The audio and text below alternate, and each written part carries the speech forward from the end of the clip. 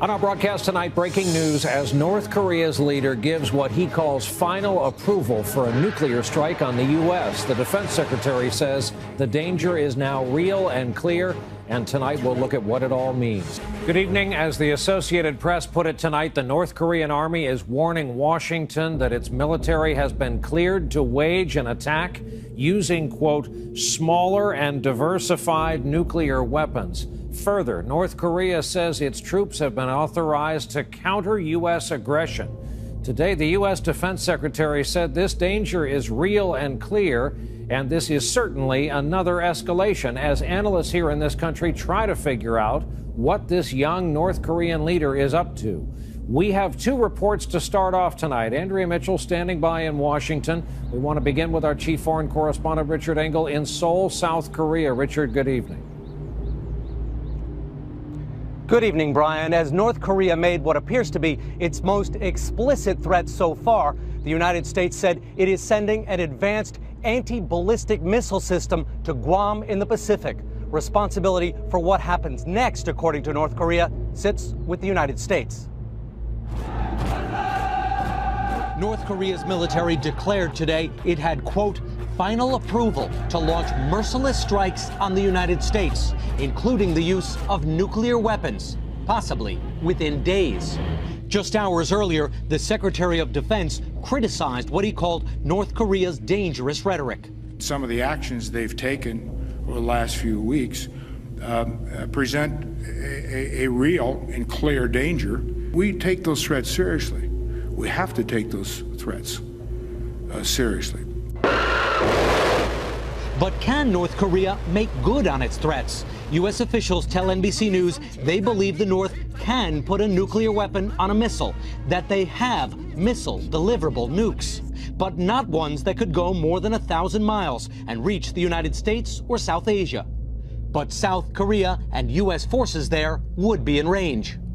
And today, the North severed a crucial tie with the South, turning away trucks and workers from the Kaesong Industrial Park, a rare joint effort inside North Korea that until now had been allowed to continue. In Seoul, where people have tried to shrug off the crisis, there are deep concerns. Polls say 2/3 of South Koreans want this country to have nuclear weapons. But that would spark an immediate crisis with the North and the risk of nuclear proliferation across Asia. Secretary of State Kerry, coming here next week, is already sending a message. The last thing the world needs is more nuclear nations. But South Koreans worry about the new young leader in the North. Kim Jong-un undid years of diplomacy, vowing to reopen the Yongbyon nuclear reactor, capable of producing enough plutonium to make a nuclear bomb a year. North Korea closed it in 2007, even destroying a cooling tower to show its commitment to a now shattered deal with the U.S. If they restart their nuclear facility at Yongbyon, that is in direct violation of their international obligations and would be a very serious step. But Kim Jong-un shows no sign that he's even listening to the outside world. North Korea is making it clear it has no intention of giving up its nuclear weapons. In fact, it wants to develop them. The question being asked here is, how do you deter a nation that believes because of its nuclear arsenal, it doesn't need to compromise? It would be a mistake to dismiss Kim as a mere boy emperor stomping his feet. His country has been described as a giant cult, worshipping 3 generations of a single family for more than 6 decades. Kim Jong-un, his father, and his father. The ruling philosophy, military first. An undefeatable military is essential. Rivals bent on its destruction must be opposed. People say North Korea is unpredictable. It's very predictable. It's very power-driven, exploit weaknesses, intolerant, uncompromising type of view. North Korea lives on this philosophy and not much else. It's desperately poor. Famine ravages the countryside. The capital is a modern-looking city of more than 3 million. But look closer, fly over Pyongyang using Google Earth, and you see city streets virtually empty, hardly any cars. And yet North Korea maintains the world's fourth largest military.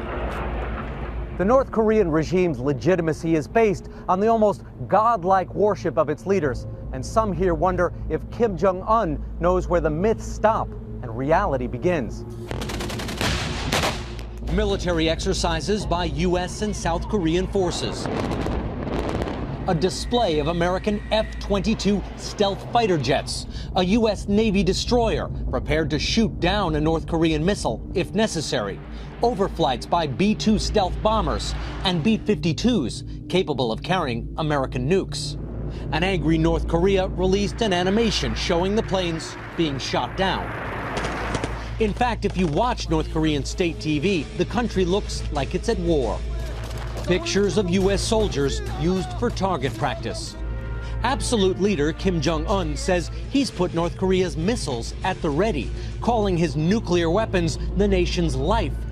Secretary of Defense Hagel calls the North belligerent. It has ratcheted up the danger. South Korea's president says she will respond to force with force. Pyongyang's secrecy makes the old Soviet Kremlin look transparent. North Korea appears to want to pick a fight, and the U.S. says if it comes to that, it is ready. Brian? And tonight, let's go to our chief foreign affairs correspondent, Andrea Mitchell, in our D.C. newsroom. And Andrea, not to get flip about this, but the reason people on the west coast of the U.S. aren't heading to shelters and stocking up on water and canned goods is our calculated analysis that they don't have the delivery system beyond, 1,000 miles. Exactly. And there's no sign yet of mobilization.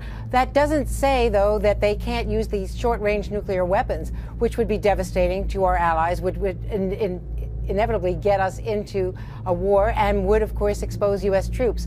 Also, what's worrying is that they did take that step of shutting down that joint economic zone. That's $2 billion of shared trade across the border. Very important hard currency for the North, much more important to them than to the South. So far, our efforts through China have not worked out. Diplomacy hasn't worked out.